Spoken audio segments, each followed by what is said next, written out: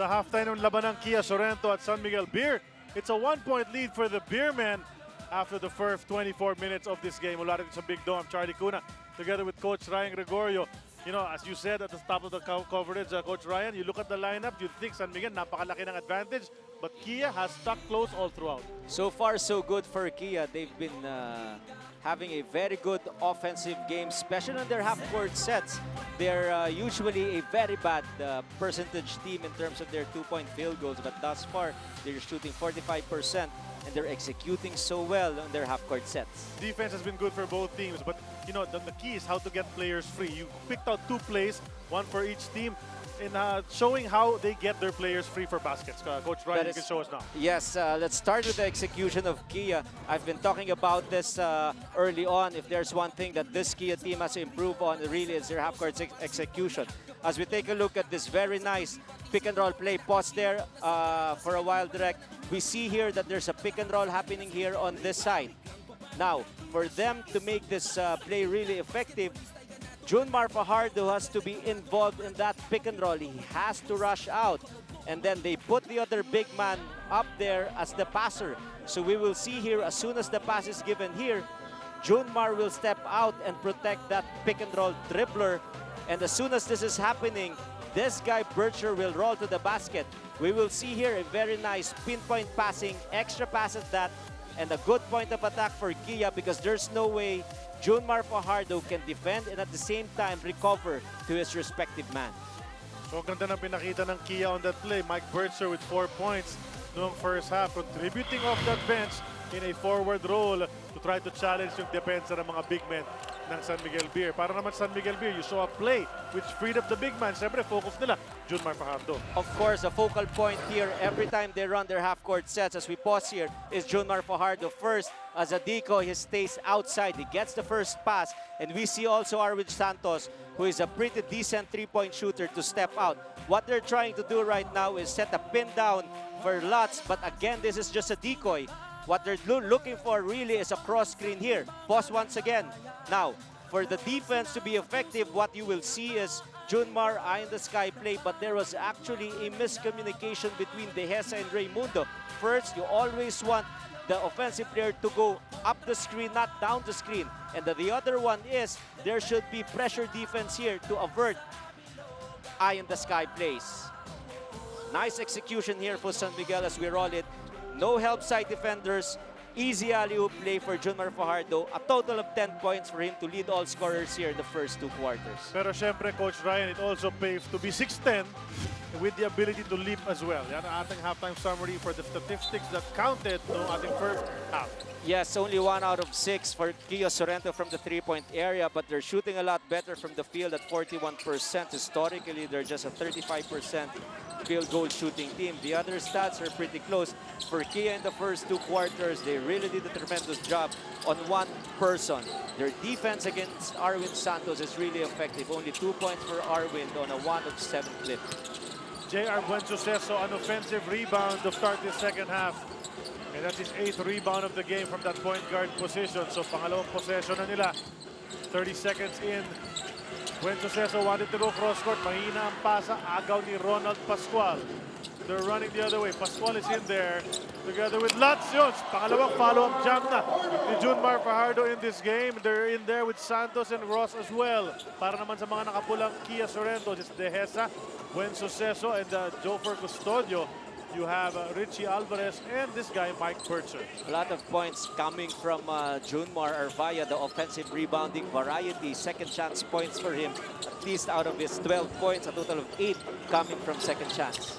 Quick release mula sa kanan, Richie Alvarez off target. Tatlo lamang na San Miguel. Gustong dagdagan ni Chris Lutz. Quick to the basket, looking for the foul. Puts up his hand, looks at the referee. Referee just looks away.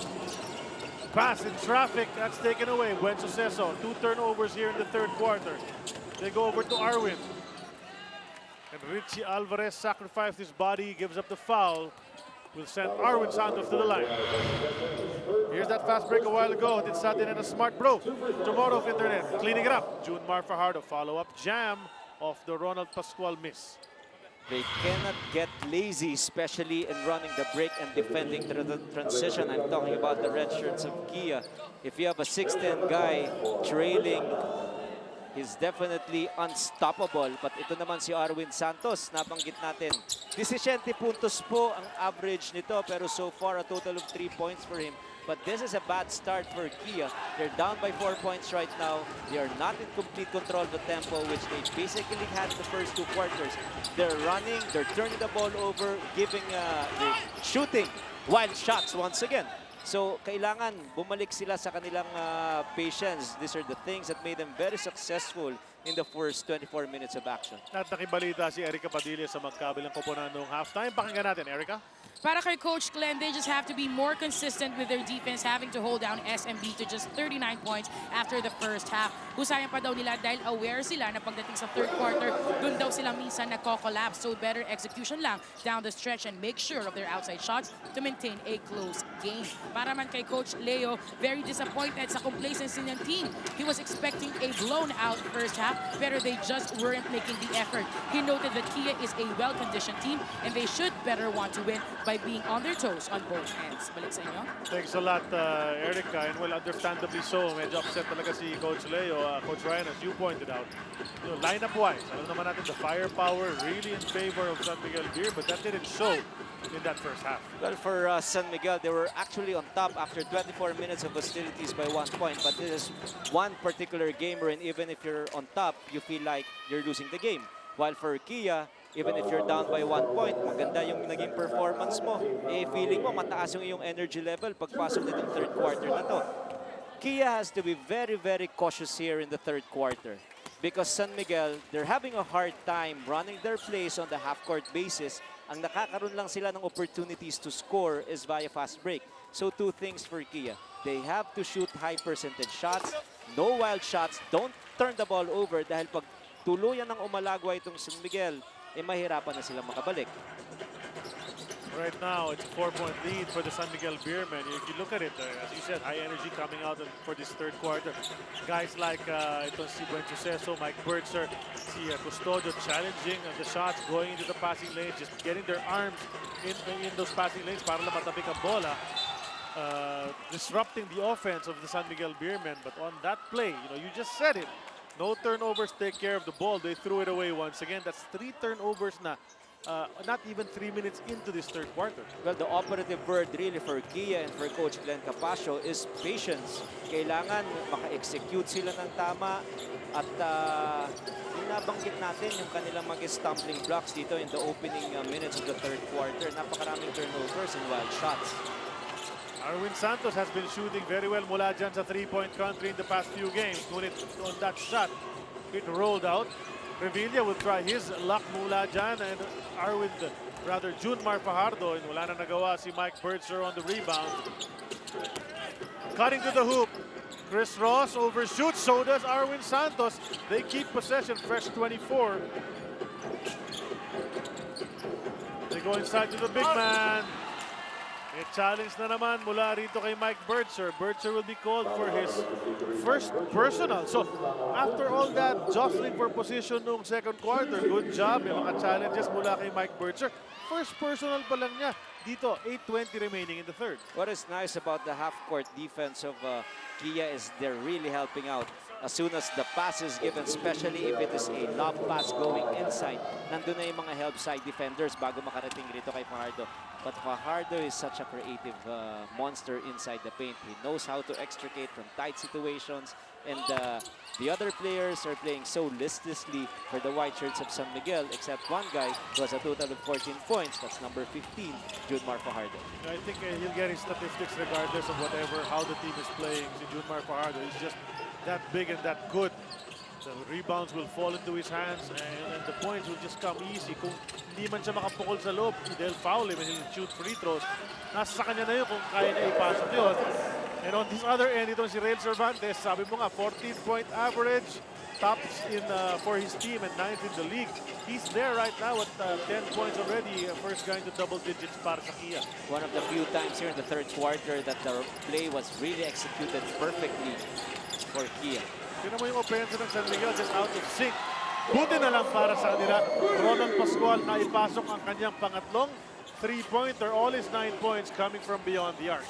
3 guys who can really shoot consistently on any given night from beyond the white line. Nandyan si Pascual, nandyan si Marcio, nandyan si Lutz. Kaya napakahirap depensahan nitong San Miguel. And ito si Rael Cervantes, sumagot naman agad mula dyan sa Rainbow Country. A bit out of his range, but we know he has hit a couple of those in this conference. Drilling that, nothing but net, staying close itong Kia Sorrento. I was about to say that was a very low percentage shot. And once again, second chance from the weak side. Somebody has to put a body in front of Junmar Fajardo, who is just making a living from cleaning the glass. Mike Bertzer once again unable to block him out. So for Custodio's three, short yan. And Mike Bertzer mistimes his jump. Who gets the ball? J.R. Buensuceso. At umikot-ikot, tumambling-tumbling pa, parang action star on the floor dahil binangga ng pader. Pangalan ng pader, Junmar Fajardo. Fantastic effort for this guy. He actually got the ball from no man's land. A foul was called against Junmar as we take a look at a little emphasis on that bump by Junmar. 8 points for Buensuceso and 9 big rebounds. So you talk about effort, this guy is definitely tops. And he made a tough shot a while ago, Rael Cervantes, inside the lane against Arwin Santos. That's a tough shot. At it's atin ng DeWalt Power Tools, guaranteed tough. So medyo nagre-relax itong si Arwin on both ends of the floor. He was just giving token defense against Rael Cervantes. And we look at the numbers of Rael Cervantes. 13 points for him. And what is so impressive about that stat is that he came off the bench. So maganda itong rotation na nangyayari para rito sa Kia. Siya yung naging bench power, bench firepower para kay Coach Glenn Capasso. Ito si Junmar was hit on the arm. Kyle Pascual, that's just how high Junmar gets dahil hindi na inabot ni Kyle Pascual hanggang braso lang siya talaga, hindi na umabot dun sa kamay. But a while ago nung umupo si Arwin Santos, pinalitan ni Coach Leo Oftria in favor of Rico Meyerhofer. We caught a glimpse of someone sitting behind the bench of San Miguel Beer. That's Doug Kramer. He's been out for several games due to a severely sprained ankle. Hindi pa siya nakakabalik. And normally, he's one of the primary big men of that bench who provides some muscle inside. Yes, pero ngayon ito after Junmar, nag-experiment pa itong si Coach Leo Austria. Pero so far, it netted him 5 straight wins. Right now, they're up by 5 points. Kailangan nila yung scoring ni Arwin Santos. Pero pahinga muna si Arwin dito sa third. Nice pass from Rael Cervantes. At hindi naman siya na-disappoint sa tira nito si Kyle Pascual. Is now a target on defense. That is why when he had the ball, he dribbled for 3 times. On the third one, the defense collapsed on him.